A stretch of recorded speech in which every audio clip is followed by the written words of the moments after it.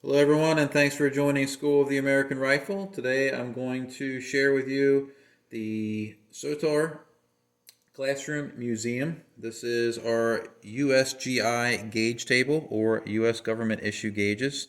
There's also tools thrown in here. These are gauges that are issued to U.S. military service members that are armors in various branches. Some of these are used. Some of these are new from the wrapper. And there are a couple that are reproductions that I haven't been able to source the originals for. But for the most part, this is about every standard gauge and tool that is issued, minus a few odds and ends. So I figured I'd do a short video and share with a little bit more detail what we have here at the table. We don't utilize these in classes. These gauges are what I use to perfect the commercial gauges that I either purchase or fabricate myself. Some of these gauges are extremely hard to get and are somewhat collectible depending on who you're talking to. Some of the more rare gauges are these, what they refer to as taper plug gauges. These gauges right here. This is a firing pin taper plug gauge. If you look here at the tip, it has flattened ends, and this is looking for an egged out hole, not just a hole that's a certain diameter. I've been collecting these for about 15 years, and I've run into 3 of those. Other one here off to the right is another taper plug gauge. This is for the lower receiver for the hammer and trigger pin bores. You can see this is also cut in a unique way. This is looking for an egged out hole in the lower receiver. Again, very rare. I've only been able to source 3 of these in the 15 years I've been collecting these gauges. Probably the most rare one of all, but was in pretty large availability, was the U.S. government issue magazine well gauge. I have this over here on the right side of the table at the very corner. Some people think that this is some kind of Thor's hammer, but this is a overhaul inspection gauge that is used to check the magazine well dimensions on a lower receiver. So if you have a lower receiver that's getting overhauled for a particular purpose, this gauge will tell you if the receiver is out of spec due to some aftermarket finish. Maybe somebody spray painted, put some camo on the gun, or maybe the lower receiver was run over by a vehicle or uses some kind of prying implement. But this will tell you if the lower receiver is in spec. A lot of commercial ARs on the market fail this gauge as well. I have one that is open that we use in classes. This is one of the only gauges on the table we use in classes. And then I have one that's still sealed in its factory packaging. This is my baseline gauge. So if I'm ever able to fabricate this gauge, I have one that's been unused as my baseline to make sure that this hasn't been changed from wear or usage. Another quite rare set of gauges are this thread comparator gauge that I have right here. If you look, this says Pratt & Whitney Cutting Tool and Gauge Division, and it says Colt Industries. This is the old logo. We turn this around. You can see that it has the government plate on it showing the part number. And essentially what this is used for is to see if the thread dimensions on the receiver extension are proper size. What you'll do is you'll put a thread set gauge, which for some reason is in here. Let me grab it real quick.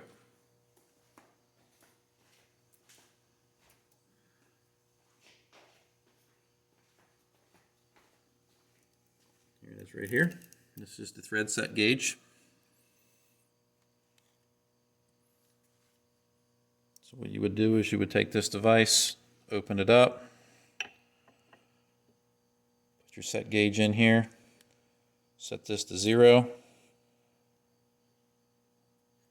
take this out, and then you would put your receiver extension in here, drop it down, and it should fall within this range. If it's outside of that range, it's either too small or too large to meet the 2A specification for the TDP, or technical data package.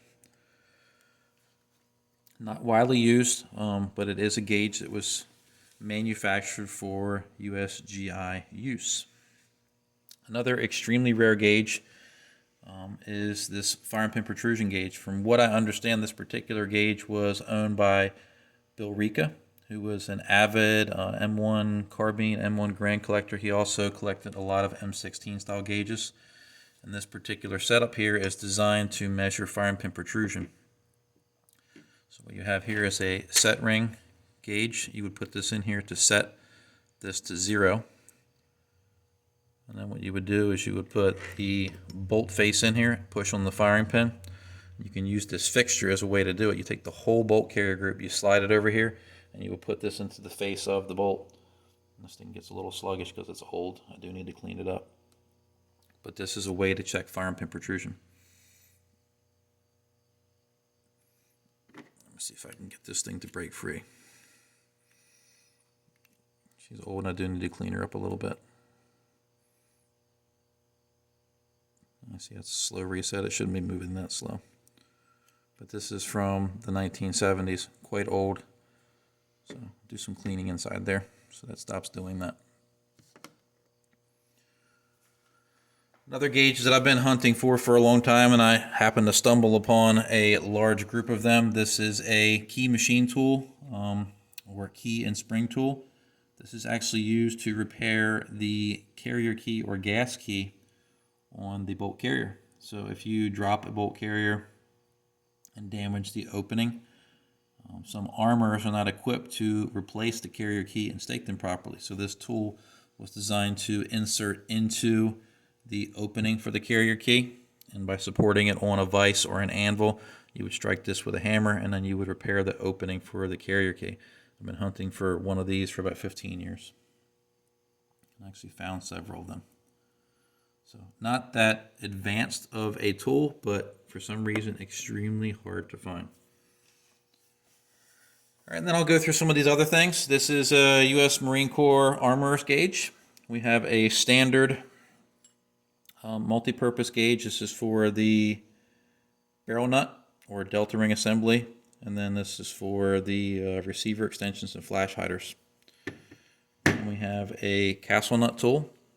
This is the government issue castle nut tool to tighten and loosen the castle nut on a collapsible stock with a 1/2-inch drive adapter. Some of these tools here are to be fabricated from the USGI manuals. So this is a fabrication of the carrier key tool that I was just talking about, how hard it was to find. And some of the older manuals, they describe that you're supposed to fabricate this tool. So this is one that I fabricated following the manual specs. And there's several generations of specs for that tool as they're supposed to be fabricated. These are pliers that have been modified. These have a cut on the tip that holds pins at an angle. I'll grab this so you can see how it holds things. So it holds things at a slight angle. You can use this to put detent pins in or hold springs and pieces in place so you can put things together. This is a modified, I think it's a 1/16 Allen key. This is used to remove the detent for the front and rear takedown pin or pivot pin. This is a pivot pin installation tool. This is also a fabricated part, and this is a cut down punch that I use to push the detent in. This is a broken shell extractor. This I did not fabricate. This is just a military and commercial version of a broken shell extractor tool. This is a front sight post depressor. This is something that you also are supposed to fabricate from the military manuals. This is to push down on the front sight detent assembly so you can either move the front sight to raise or lower your elevation. We have a front sight tool here, A1 and A2 style, same thing here. And then this one is another one that has the A1 setup for the rear sight, and that's for the front sight. And then we have a Colt tool here, which comes with some AR-15s on the commercial market, but I'm not sure how that's used on some versions. I think that's used to depress the rear sight, but I couldn't tell you in 100% detail about that one. But it's Colt marked, so that's why I have it at the table. And then this is a also referred to as a slave pin for putting the trigger in when you want to put the disconnect in at the same time as the trigger. This will hold the units as one assembly. So it's just a cut down hammer or trigger pin, but again, that's one of the fabricated parts in the manual. Moving from here, we have more of the complete kits. I have an older video showing everything that's inside of this box here. And what comes in this box is these barrel vices. These are aluminum to grab the barrel. Those will only grab pencil diameter barrels. You get a erosion gauge, which is for measuring erosion on the throat. This is the older unplated version. And then you have another one here that comes in a wood box. This is also a throat erosion gauge, which is used for a chrome plated bore. Then we have the taper plug gauges, which we already discussed. Comes with a headspace gauge, and they only have the field service size, so there's no no-go or goes that are used. This is the reject gauge, so if it closes on this, no good. Then you have a muzzle erosion gauge. I have one here that's opened. They cut a line into it showing the reject mark, and then I have one that's still sealed in the bag right here. I have a chamber reflector tool. This is just something that you stick into the chamber. This is a visual check. So you stick this into the chamber, it stops into the throat. You shine a flashlight on the back end of the gun, and you can see any heavy pitting or machining marks that are inside the chamber that may cause the gun to have reliability or function problems. Moving on from there, we have our barrel straightness gauge. Tells you if the barrel's bent. We have our firing pin protrusion gauge, which has our go and no-go sides to it. Very difficult gauge to use. Then we have the older style multi-purpose wrench. This is very similar to this wrench that I showed earlier. The difference being right here. This particular portion can be used for a 3-prong flash hider. This came in some of the older kits. This is actually a tool that's supposed to be used for an M231, which is a port firing weapon. It's basically a modified M16. Doesn't have a sighting system on it. You'd put it through the ports on certain fighting vehicles. This can also be utilized for the early Colt 601s that have no keyways for the receiver extension. So you put it into the receiver extension or the buffer tube, put a punch through it, and then you can use a tool to wrench it off since there's no flats. Another pretty rare tool. We have a trigger pull gauge. This is actually one of two. I don't have the other size. This is the 5-pound. There's also another one. I believe it's either 7 or 8 pounds. I'm trying to find that. But trigger pull gauge tells you whether or not the trigger pull is within proper range. Too light or too heavy is not a good thing.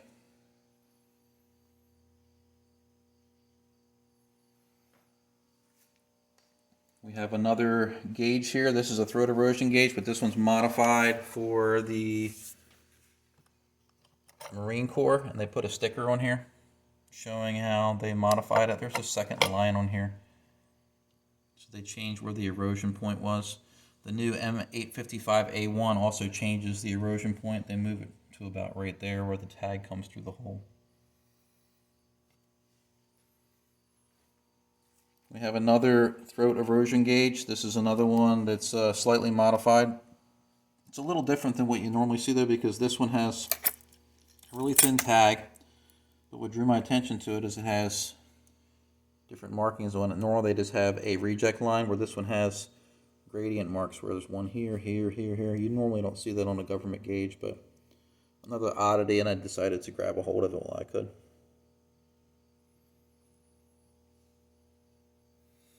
Another rare gauge set is this little box right here. We'll have to come over the top and look at it, but this is actually for the M16 and XM16E1. So this is for the very early M16 rifles. This is the kit that would have been issued to armors. We have a throat erosion gauge for a 9 chrome line barrel.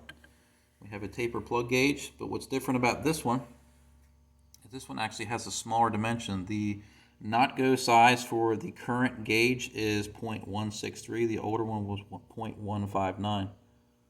So I'm thinking that when they were using this dimension, they had a good bit of rejects, so they bumped up the dimensions. We have a fire and pin protrusion gauge. This one is not period correct for this kit. I just have it laying here. The older kits had roll marks on them, not laser engraved marks. We have a chamber reflector, and it came with two headspace gauges, very similar to the ones that I showed earlier, but again, instead of being laser marked, these have roll marks in them, so we're old school in the way that they mark the tooling. That's all. So, very rare set. From there, we have some overhaul gauges. This is for the pivot and takedown pins for the upper and lower receiver. And this is right here on the left for the selector or safety hole in the lower receiver. There's actually a go and no go size. Here on we have a copy. This is one of the few copies on the table. This is a magazine lip gauge. This is made by Brownells. This is a copy of the USGI one. This is probably the same one that they issue, but they wouldn't say Brownells on them. They would have an NSN number on it. And then this is a U.S. Marine Corps front lug gauge. So if the front lugs for the lower receiver have too much wear in them, we'll allow the upper receiver to flop around on the front end. And this particular area right here measures that opening to make sure there's not too much slop. This is only in the Marine Corps manual to my knowledge. And then the last one is something that I acquired recently. This doesn't have any markings on it, but someone in the Facebook group came across this. They labeled it as a M16A4 kit, I believe. And it comes with the throat erosion gauge. It comes with the fire and pin protrusion gauge. I did add one of the key and spring tools for the gas key to it. It did not come with that. And I did also add a chamber reflector tool. This is a commercial version. Works the same way. So I have two commercial reproductions on my table here, the magazine lip gauge and that. It has a barrel straightness gauge, a field service headspace gauge, a taper plug gauge for the firing pin hole and the bolt. You can see it's just a little bit different from the older one that I have. They both do the same thing. They both have that tapered front to them to measure or look for an egged out hole in the bolt face.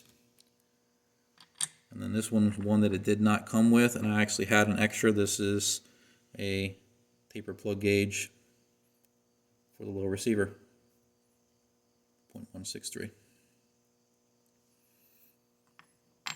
So I had to add this to it to complete the set, but an oddity that I haven't seen before, a complete kit like this, so I'm not sure if this actual box was made for this kit or if whatever branch of service used this decided to have it put together so they could keep everything tidy and neat.